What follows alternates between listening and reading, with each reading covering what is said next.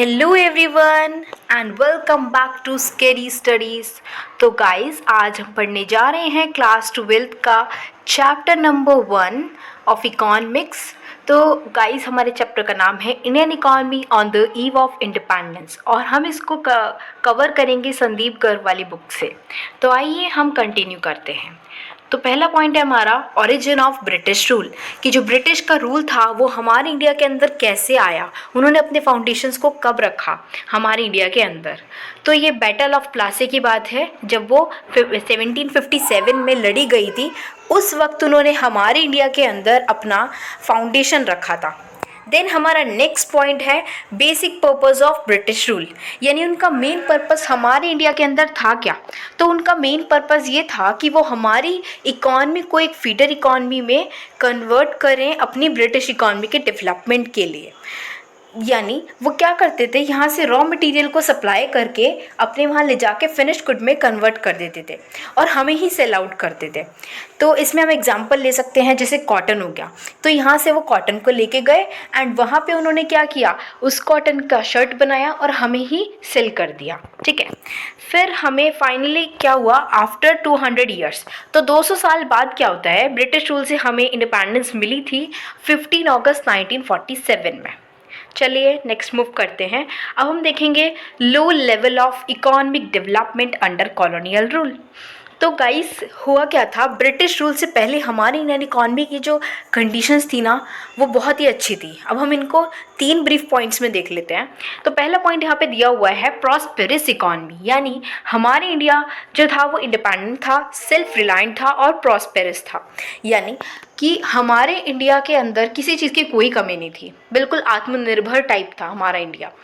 ठीक है, देन हमारा एग्रेरियन इकॉनमी, सेकंड पॉइंट।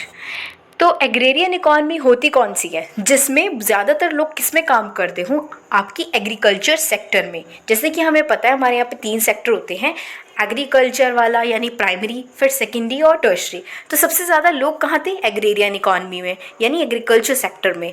तो यहाँ पे 2/3 पॉपुलेशन का हिस्सा सिर्फ और सिर्फ इसमें काम करता था। यही सबका सोर्स ऑफ लिवलीहुड था। देन हम थर्ड पॉइंट देखते हैं वेल नोन हैंडीक्राफ्ट इंडस्ट्रीज़।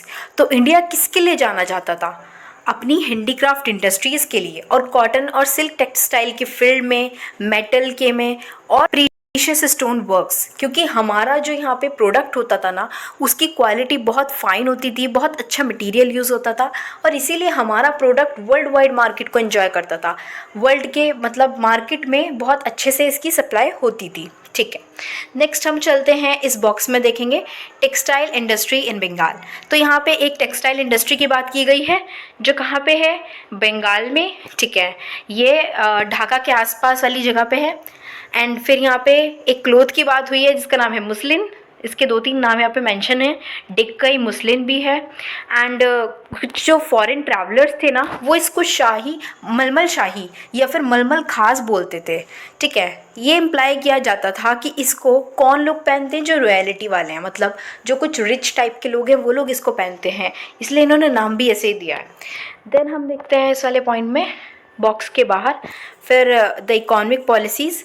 ठीक है, तो जो कॉलोनियल गवर्नमेंट ने हमारे यहाँ पे अपनी पॉलिसीज़ लगाई थी ना इंडिया के अंदर, वो कैसी थी, वो सिर्फ ऐसी पॉलिसीज़ थी जो उनके फ़ायदे के लिए थे, यानी वो उन्हीं का इंटरेस्ट जिससे ज़्यादा प्रमोट हो रहा था।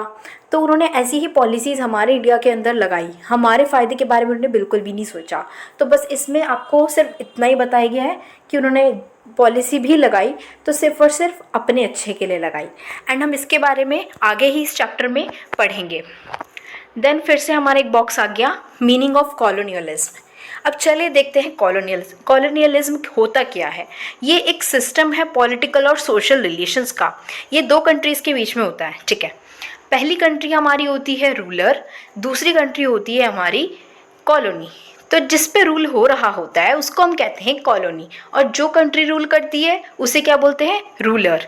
इसमें क्या होगा, जो हमारी रूलर कंट्री होगी वो कॉलोनी के ऊपर पूरा मतलब अच्छे से कंट्रोल कर लेती है। उस कंट्री में कोई पॉलिसी बनेगी तो अपने इंटरफेरेंस करेगी, कोई पॉलिटिकल सिस्टम होगा उसमें भी अपना ही इंटरफेरेंस डालती रहेगी।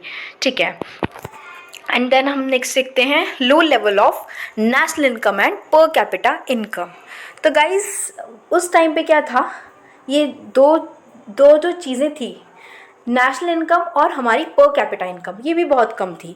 और अब हम इसको कैलकुलेट क्यों करते हैं, अगर हमें किसी भी कंट्री की इकोनॉमिक कंडीशंस देखनी है ना, तो गाइज हम इसी को कैलकुलेट करके हमें पता लग जाता है कि वो कंट्री कैसी है। तो इसके लिए कोई अटेम्प्ट नहीं किया किसी भी ब्रिटिश गवर्नमेंट ने, ठीक। तो इस टाइम पे क्या होता है कि हमारे ही इंडिया के कुछ लोग थे, जैसे कि दादा भाई नौरोजी, विलियम तिब्बे, फिनलिश, वी.के.आर.वी. राव और आर.सी. देसाई।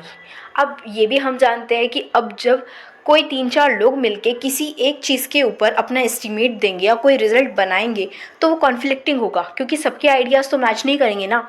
सो यहाँ पे भी यही हुआ, सबके आइडियाज़ कॉन्फ्लिक्टिंग थे, बट फिर भी हम किसी एक का आइडिया सबसे ज़्यादा सिग्निफिकेंट करेंगे, सबसे ज़्यादा कंसिडर करेंगे।